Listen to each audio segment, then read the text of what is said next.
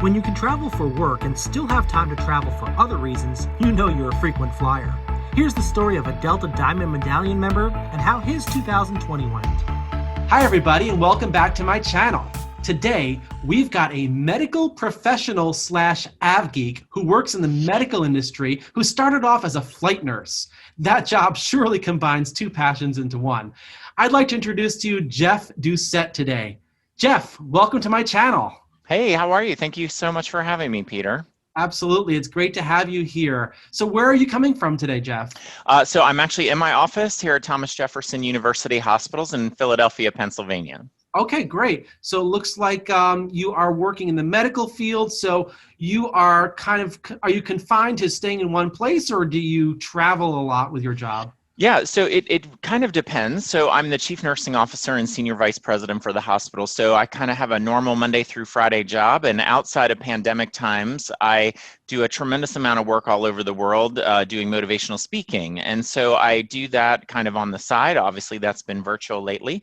And prior to coming to Jefferson, I worked for the American Nurses Association, and I had clients all over the world. So I did a ton of traveling every week for that job. So I kind of in a nice spot now where I do a nice amount of business and leisure travel and don't have to live on an airplane every single day of the week. Mm-hmm.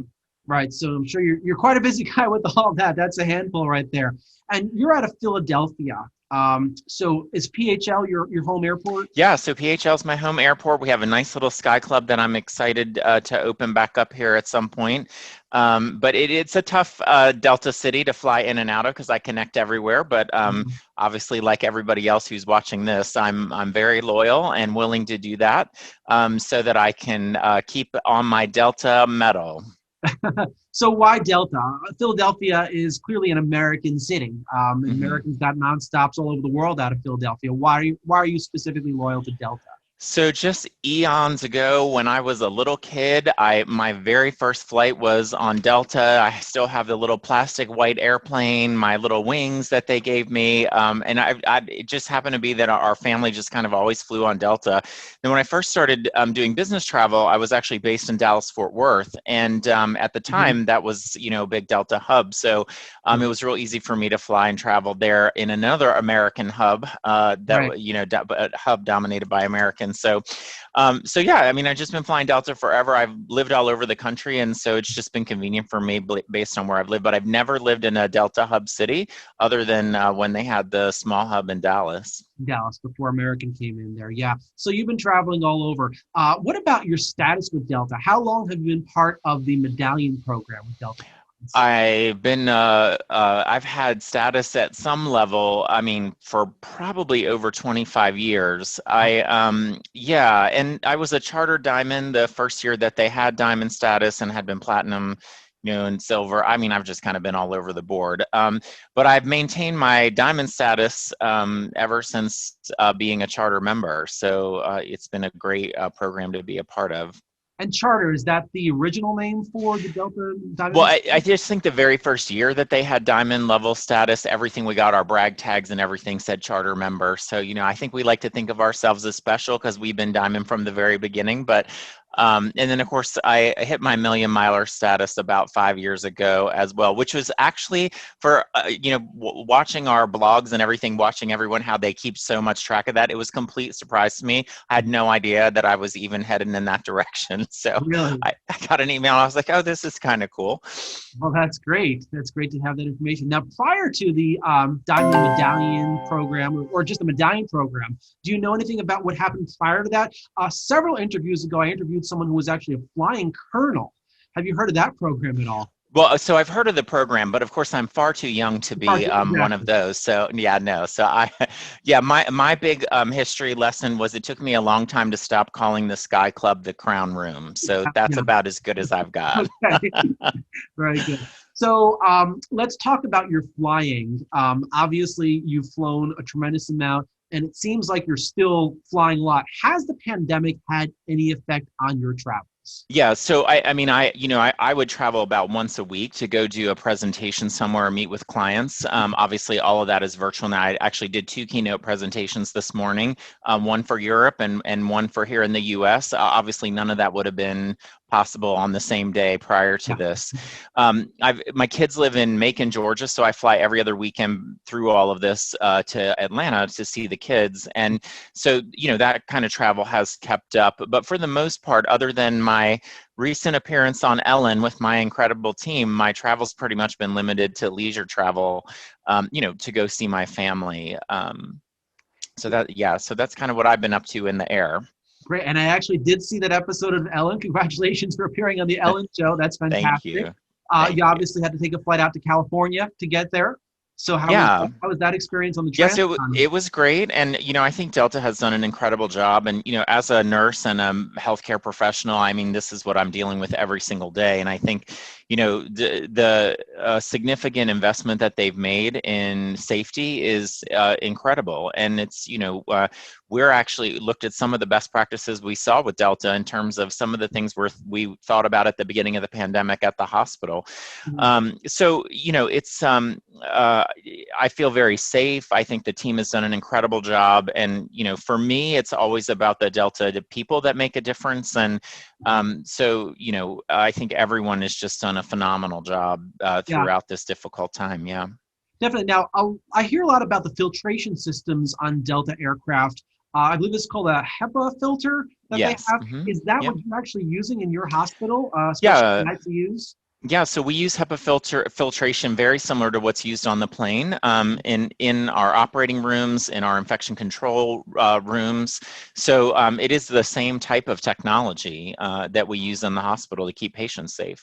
Wow, that's amazing. You wouldn't think about that, on an airplane prior to the pandemic. You really have no idea. Now that's actually come to light. So the airlines definitely got an advantage prior to the pandemic to kind of set everybody up for travel. And you have been traveling quite a bit during this period. So that's great that you kind of get to experience the safe environments while being in a tight space at all times.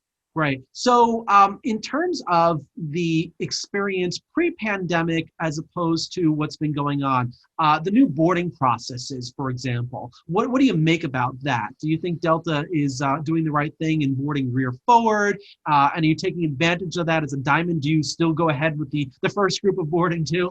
Yeah, it just kind of depends on how I'm feeling that day. I kind of size up the crowd and everyone's compliance with their mask wearing. But typically I do still board early just because I'm incredibly, careful myself and just like to get settled and get my seat cleaned and do all the things that everybody else is doing. But obviously, the process of boarding from the back to the front is generally safer. Interestingly, find it a lot more efficient, but of course, the planes are not as full, so that's helpful. And I do think it's kind of a mixed bag in terms of the deplaning process, which is obviously very dependent on people following instructions. But I think if people are respectful of one another and doing that, the times that I've seen people actually follow the process, it does work very well. Yeah, that's good. The one trip that I took during the pandemic, I actually purposely booked myself in the first row so I didn't have to pass by anybody at all. So I really can't comment on that. But I've seen some, mixed views on what, the way people actually do deplane. Generally, when you're flying these days, are you getting upgrades more often than normal due to less travelers? What cabin are you flying in? Yeah, I'm always just kind of a basic kind of guy lately, just because I'm only doing like an hour and 20 minutes, so it doesn't really matter to me. So I would say I'm about 60% for upgrades. And again, at this point, the short trips I'm doing, it doesn't really matter. All of my international travel, I always book in Delta One. So, I'm one of the first people on our group, but so it's been pretty hit or miss, I would say, based on the restrictions, but I think it's the right thing to do. Yes, definitely. And you did say you're flying to Atlanta, correct? When you're yes, I generally fly just to and from Atlanta right now, other than the trip to LA, but yeah. So as of now, what are the crowds like in Atlanta? My very first interview was with someone who said it was a pretty big crowd in Atlanta. He sent me some videos and a lot of groups of people, especially congregating at the places to eat. Did you feel safe in Atlanta? Yeah, I mean, I feel safe. I think the airport is obviously not as busy as it has been. I actually flew out the day before Thanksgiving because I was with my son there, and then came back, and the airport was kind of a ghost town that day. But I understand that hours before I got there, it was pretty crazy. I absolutely do not. I do not do any kind of indoor dining, so I avoid all the food places. It's the highest risk thing that you can do is to Correct. eat around other people without a mask. Correct. So I try not to eat on the plane, and I don't eat at the airport restaurants either, unless I can take something and go sit in a corner by myself. But yeah, I mean, again, the airports are pretty busy. I actually flew American for a short trip that I just didn't have a choice, and was in Charlotte and Philadelphia, of course, and those two airports were packed. I was shocked. Yeah. So I just think it's, dependent on where you are. And what about the seating on American? It's my understanding that they're not blocking seats. Did you have someone shoulder to shoulder? Yeah, no blocking seats, everyone shoulder to shoulder. And, again, the team did a good job, but I certainly did not feel as safe as I did on a Delta flight where the seats in the middle were blocked and the capacity is limited. Right. And the good news is that Delta has extended that blocking of middle seats for several months into 2021. So Right. travelers can take advantage of having that extra space around them. Yeah. Definitely. I mean, and the reality is that we're not going to get back to normal until the vaccine is widely available. And what the new normal is anyone's guess. We're getting vaccine at the hospital starting in 10 days. So, I think by the end of summer, the vaccine will be pretty widely available, at least to healthcare workers and first responders.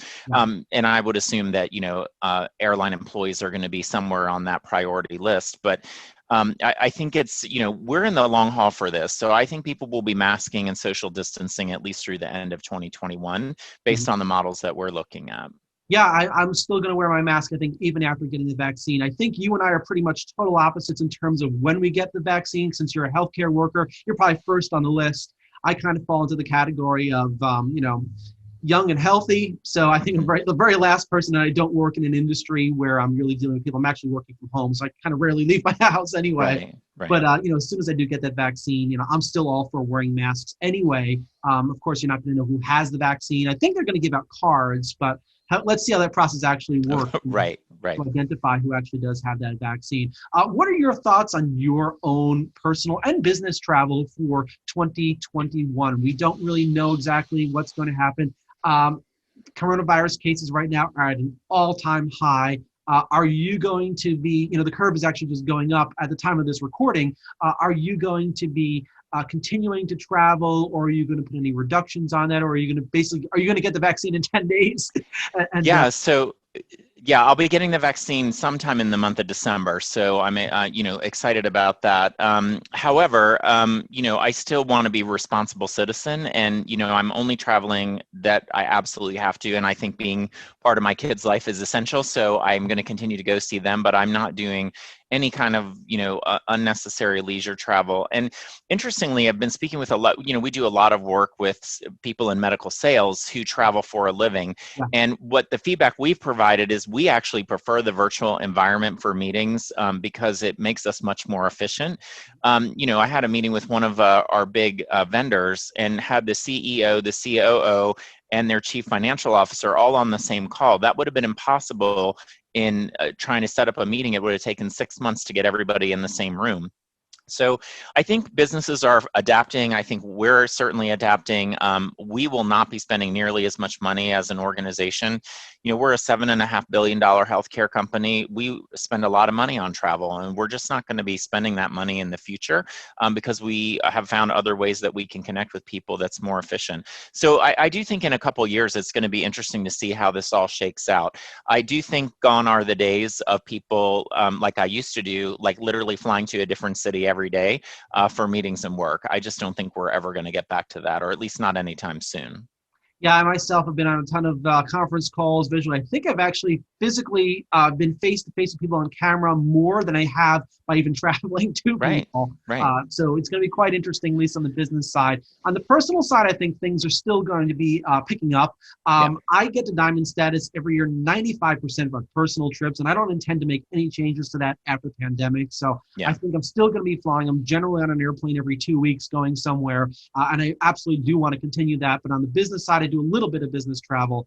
Who knows what's going to happen? So it's going to be quite interesting. And you're in a unique situation since you are so based, of course, in a hospital setting that you are doing all that travel also. Yeah. So it's quite, and you've been doing this for quite some time. I understand that you started off as a flight nurse.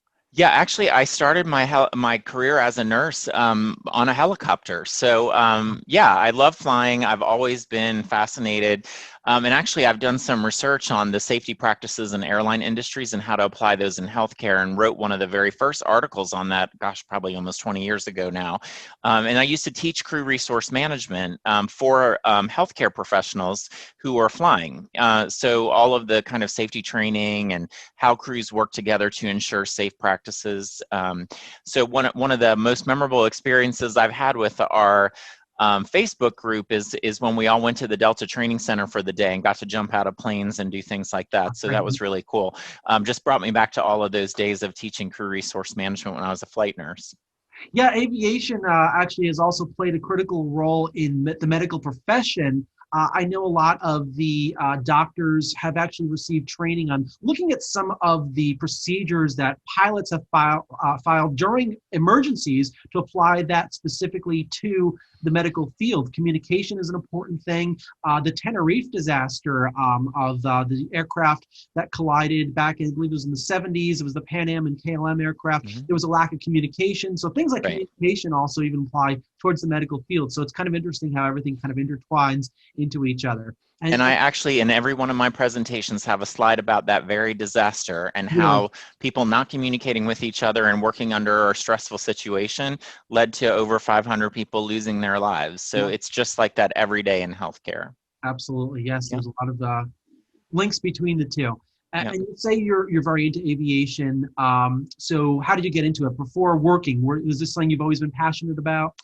Yeah, I just, I came from a family that didn't really travel a lot when I was a kid, and I just was fascinated with planes. We lived kind of close to an airport, and so, for entertainment, my dad would take us to the park at the end of the runway at DCA, and we just sit there and watch the planes come and go all day, and I absolutely loved it.